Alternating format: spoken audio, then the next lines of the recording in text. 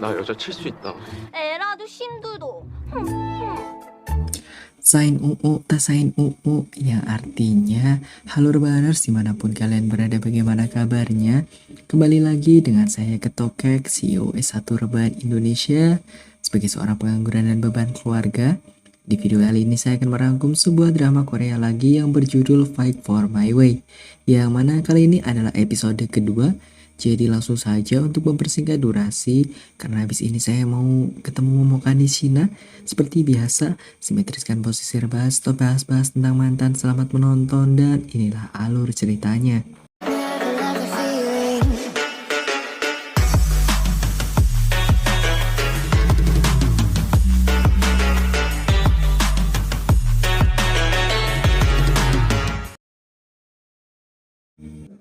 Bagi kalian yang belum nonton episode sebelumnya, bisa nonton dulu, linknya ada di deskripsi, supaya kalian paham akan ceritanya.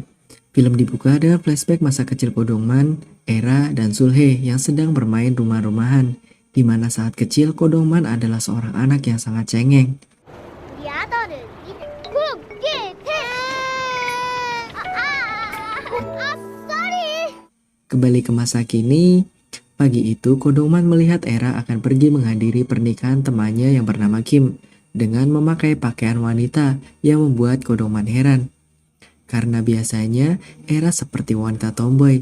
Tidak hanya itu, kali ini Ko Dongman sangat gemas dan kesal dengan sikap Era yang sok manis dan imut, sehingga dia malah memiting Era. 두도. 그만하라고. Di lain sisi, Joman sedang dipuji-puji oleh atasannya karena berhasil menjual kue beras melebihi target. Namun komisi yang Joman dapatkan ternyata sangat sedikit. Saat akan duduk di kursi kerjanya, ternyata ada 2 tiket bioskop di atas meja Joman. Joman mengira itu pemberian dari Sulhae pacarnya, sehingga mereka pun ketemuan di dalam lift sambil curi-curi kesempatan pegangan tangan. Namun ternyata tiket bioskop itu bukan dari Sulhae, dan tiba-tiba saja ada orang lain yang masuk ke dalam lift mereka. Salah satunya adalah pegawai magang yang bernama Yejin, yang mana ternyata tiket itu pemberian dari Yejin yang menyukai Joman.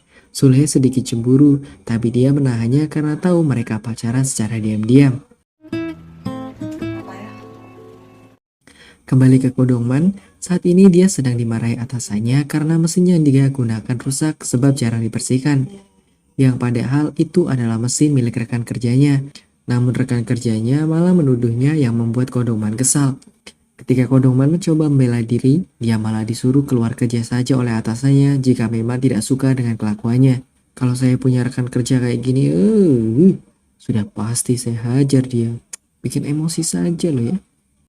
Era akhirnya sampai di tempat acara nikahan temannya yang bernama Kim. Di sana dia bertemu dengan teman sekelasnya dulu yang pura-pura baik kepadanya, padahal sih cuma gimmick aja. 바쁘면 그래 잘했어. Ko Dongman dimintai tolong temannya yang bekerja di salah satu stasiun TV untuk menggantikan salah satu peserta kuis di acara TV. Dari sekian banyak peserta, ternyata ada Mobin teman sekelasnya dulu. Namun Mobin ternyata tidak mengenali Ko Dongman saat ini. Saat mau pulang, Ko Dongman tidak sengaja melihat mantan pacarnya yang bernama Heran. Karena merasa grogi, dia pun memilih untuk menghindar. 진짜 컴백하려나 봐. Di acara pernikahan teman Era ada sedikit masalah, di mana pembawa acaranya tidak datang, sehingga membuat Kim panik dan kebingungan. Kim akhirnya meminta bantuan Era untuk menjadi pembawa acara dengan mengaku sebagai seorang bernama Cindy Jung, yaitu seorang pembawa acara terkenal dari Hong Kong. Tidak ingin melewatkan kesempatan yang bagus, di mana dia bisa melakukan salah satu impiannya, yaitu menjadi seorang pembawa acara. Era akhirnya menerima tawaran itu dan melakukannya dengan sangat senang. 들었지? 마이크가 있니? 내 거였다. 네, 잠시 안내 말씀 영규군과 박찬숙 양의 제대로 시작할 예정이오니 모두 Pada akhirnya acara pernikahan itu dapat berjalan dengan lancar. Kebetulan Mobin dan teman-teman dokternya hadir di sana, yang mana mereka terpukau dengan penampilan Era yang sangat cantik yang dikira sebagai Cindy Jung. Saat Kim sedang berterima kasih kepada Era, teman-teman suaminya datang mengajak minum bersama, di mana di sana mereka dilarang mengucapkan kata dalam bahasa Inggris. Karena Era melanggar itu, dia harus meminum alkohol 1 gelas sebagai hukumannya. Namun Mobin yang tidak tega, dia malah meminumnya menggantikan Era padahal dia tidak bisa minum alkohol. Di lain sisi, Kodongman datang ke tempat latihan milik pelatihnya untuk ngobrol-ngobrol.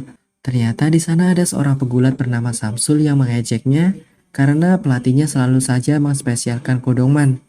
Karena kesal dihina, akhirnya Kodongman menantangnya bertarung langsung di ring. Namun karena sudah lama sekali tidak bertarung dan dia masih trauma dengan masa lalunya, akhirnya Kodongman dikalahkan dengan mudah begitu saja. Yang mana itu membuat pelatihnya sangat kesal.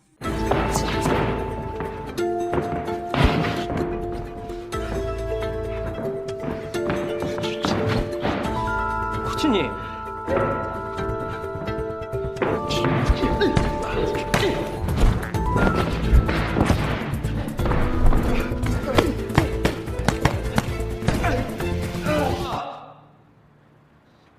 Mobin akhirnya muntah-muntah karena meminum alkohol. Dia kini ditemani Era untuk bersih-bersih di kamar mandi.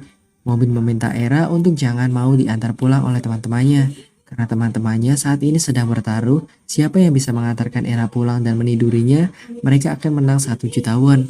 Sebab mereka sudah tahu kalau Era bukanlah Cindy Jung. Karena Era sudah kadung kisinan, Era menelpon Kodongman untuk menjemputnya karena dia malu jika harus pulang sendiri.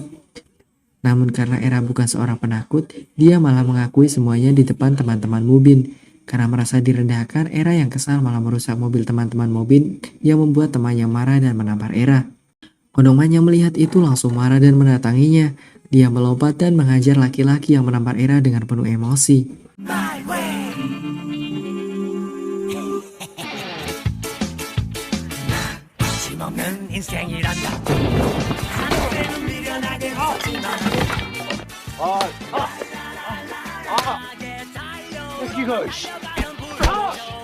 Namun pada akhirnya Kodongman malah dilaporkan ke polisi dan ditahan. Pelatih Kodongman datang dan membebaskannya.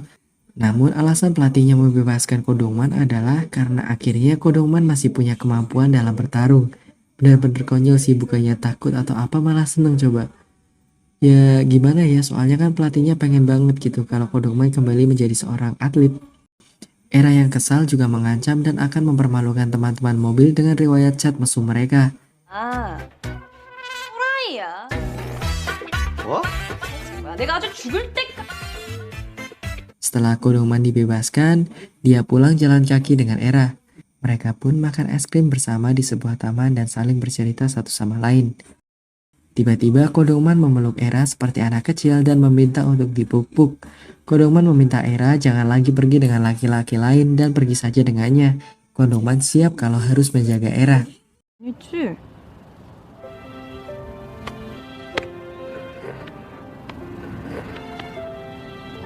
제발. 진짜. 나는 이렇게 잘 때리면서. Dan pada akhirnya malam itu Kodongman mentraktir Era makan ceker ayam sebagai bentuk rasa terima kasihnya. Dan film pun selesai. Lanjut episode 3. Jangan lupa like, komen, dan subscribe video ini untuk mengganti biaya kopi dan kuota ketika saya mengedit video ini.